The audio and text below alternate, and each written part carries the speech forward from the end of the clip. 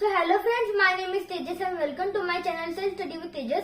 सो आज हम स्टार्ट करने वाले हैं एनएसओ ग्रेड 5 का प्रिपरेशन ओलंपियाड के लिए। सो आज हम पहला चैप्टर शुरू करेंगे जो है एनिमल्स। तो चलो शुरू करते हैं।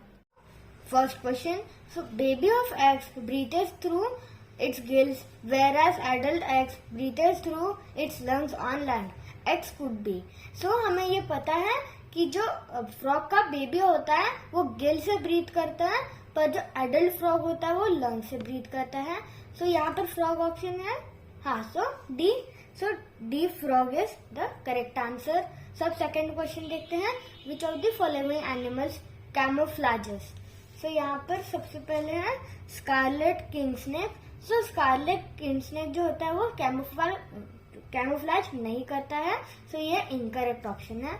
तो अब बी कैमेलियन। सो कैमेलियन अपने स्किन के रंग बदल सकता है जिससे वो कैमोफ्लेज कर सकता है।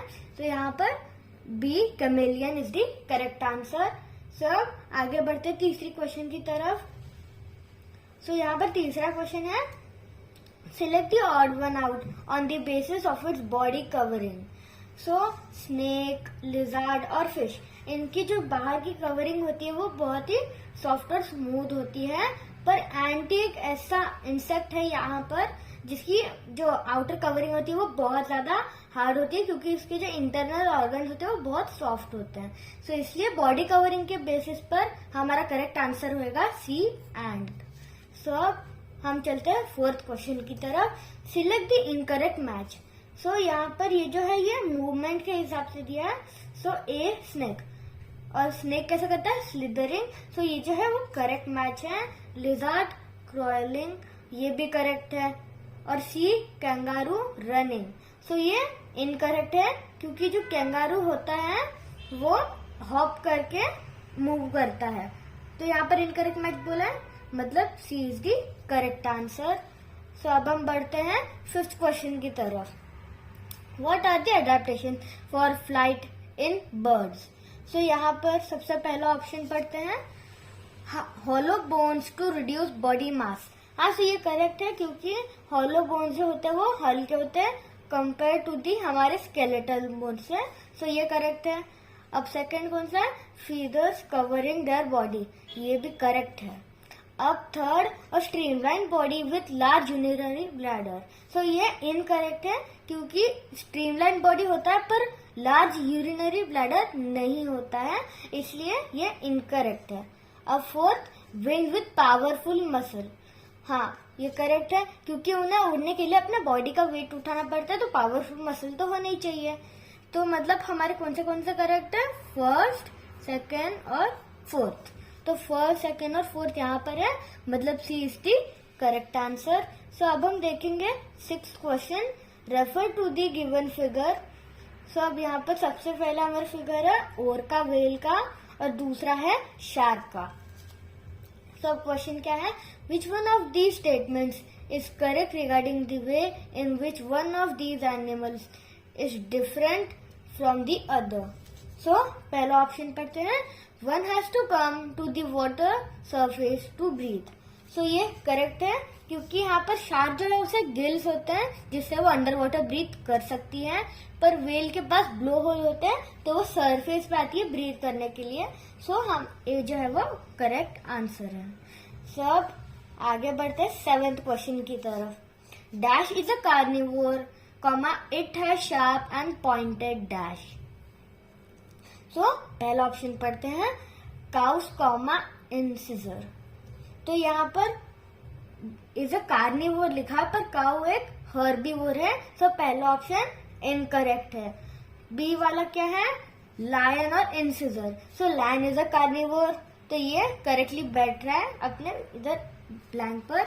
And it has sharp and pointed incisors.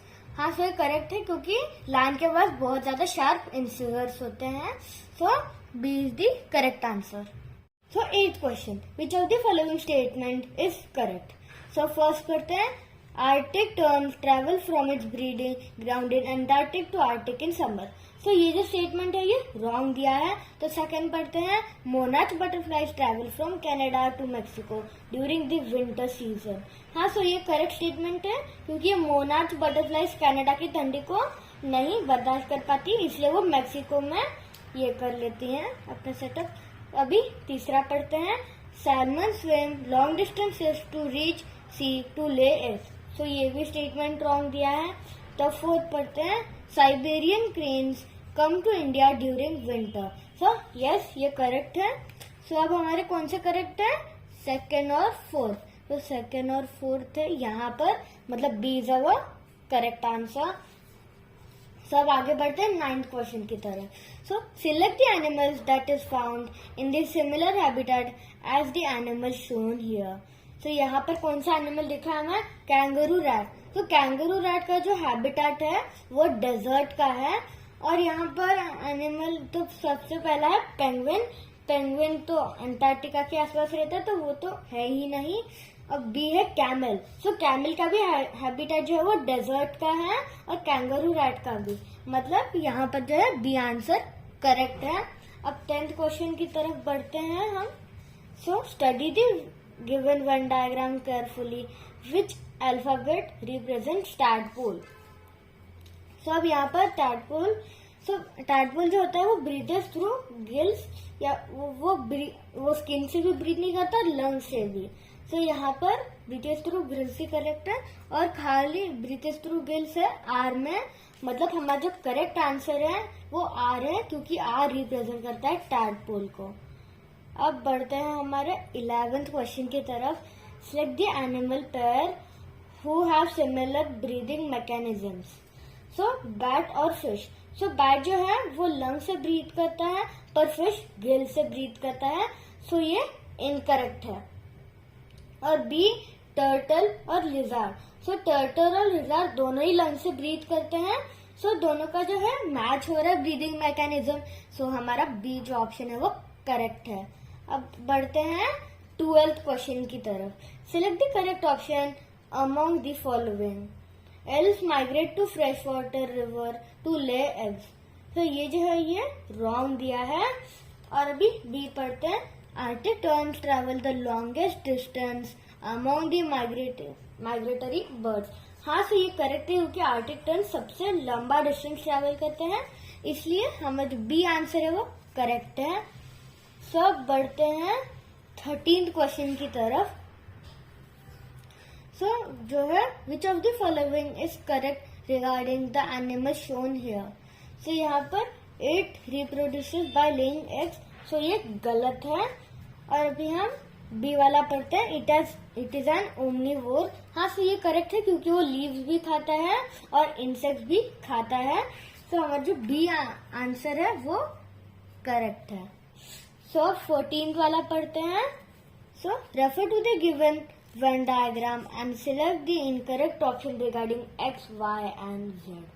So यहाँ पर x, y and z के बारे में has wings y, has feathers z और दोनों का है x।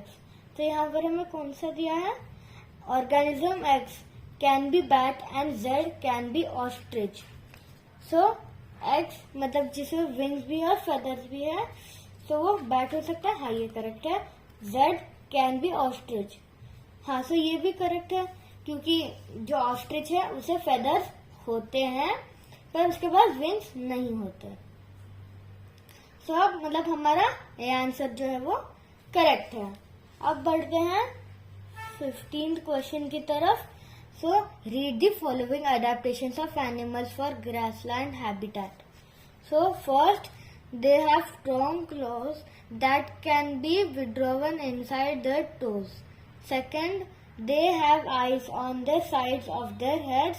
Or third, they have strong flat hind teeth for chewing.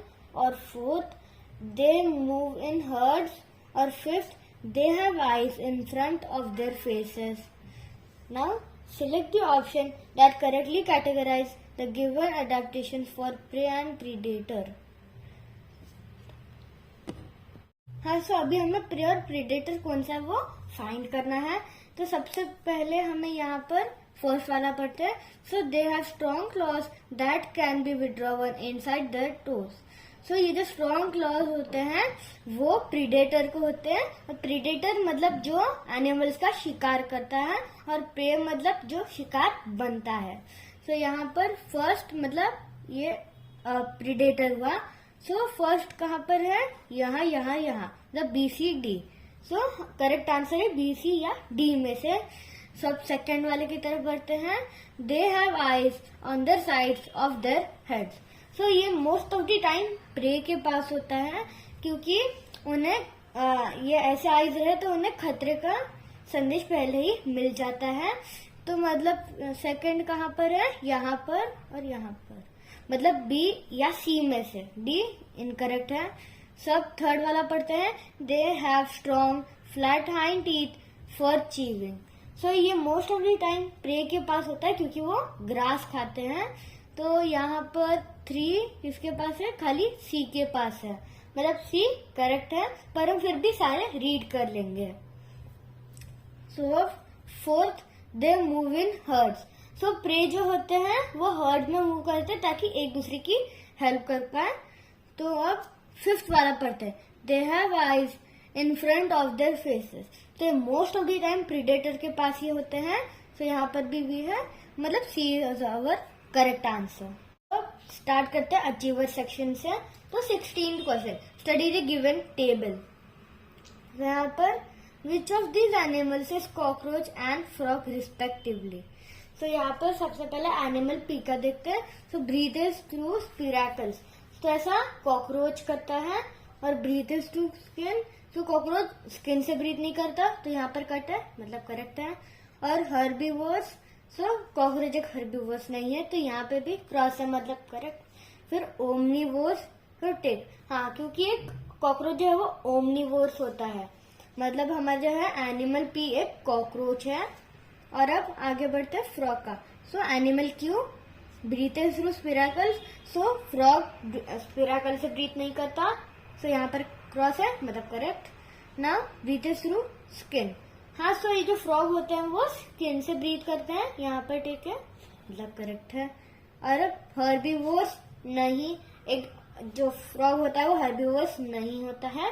और अब ओमनीवोर्स, सो फ्रॉग एक ओमनीवोर्स भी नहीं है, सो यहाँ पे भी क्रॉस है, मतलब एनिमल क्यू जो है वो फ्रॉग है। सो Q एंड R। सो मतलब हमारा जो ए ऑप्शन है वो करेक्ट दिया है। सब आगे बढ़ते हैं हमारे क्वेश्चन से 17 to 19। Direction, refer to the given graph which shows changes in temperature at 2 places X and Y over the year and answer the following questions। तो यहाँ पर पहला क्वेश्चन क्या है, the animal found at place X should be having adaptation for dash।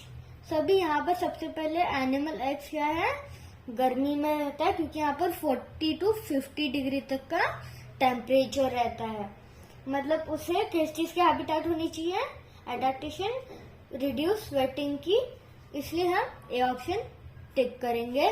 सब आगे बढ़ते हैं 18th क्वेश्चन की तरफ। So 18th question, the animals living at Y should be having adaptations like dash। So यहाँ पर हम फिर से यहाँ पे जाएंगे। So Y मतलब ठंडी में रहता है, क्योंकि यहाँ पर -20 से लेके 10 डिग्री सेल्सियस तक का टेम्परेचर रहता है। तो यहाँ पर उसे कौन सी हैबिटेट होनी चाहिए, सो लार्ज साइज आइज, इसे उसकी कोई जरूरत नहीं है। थिक लेयर ऑफ फर, तो ये करेक्ट है, क्योंकि इतनी ठंडी में रहने वाले एनिमल को थिक लेयर ऑफ फर होना ही चाहिए। तो इसलिए हम बी ऑप्शन को यहाँ पर टिक कर देंगे। तो अब आगे बढ़ते हैं 19 क्वेश्चन की तरफ। Select the option that correctly identifies the animals that may live at these places. तो यहाँ पर रैटल स्नेक और स्कॉर्पियन दिया है। सो रैटल स्नेक हाँ वो गर्मी में रहता है, पर स्कॉर्पियन ठंडी में नहीं रहता है। सो बी वाला पढ़ते हैं, आर्टिक हेयर और स्नोई ऑल। सो यहाँ पर आर्टिक हेयर जो है वो ठंडी में रहता है, पर यहाँ पर एक्स मतलब गर्मी है, तो ये इनकरेक्ट ऑप्शन है। अब बढ़ते सी की तरफ, रैटल स्नेक और वॉलरस। हाँ, सो रैटल स्नेक जो है वो गर्मी में ही रहता है और वॉलरस ठंडी में रहता है। सो ये करेक्ट मैच है। सो यहाँ पर हम सी को टिक कर देंगे। सो अब हमारा लास्ट क्वेश्चन पढ़ते हैं 20। Animal sex hatches from eggs at a place P and goes to Q to spend its life. When reproduction times come, it goes back to P, lays eggs and then dies. Select the option that correctly identify X, P and Q. So यहाँ पर जो animal eggs की बात हो रही है वो may be salmon होगा। सो सैल्मन जो होता है वो पहले एग्स हैच होते हैं उसके and at the place P, और मतलब वो हमेशा एक रिवर में ही हैच करता है वो अपने एग्स, और फिर जाता है वो सी में अपनी लाइफ को स्पेंड करने के लिए, और जब वो रिप्रोडक्शन का टाइम आता है तब वो फिर से रिवर में आ जाता है। तो यहाँ पर सैल्मन, रिवर और सी, एक्स, पी, क्यू ये करेक्टली दिया है, मतलब C is our correct answer.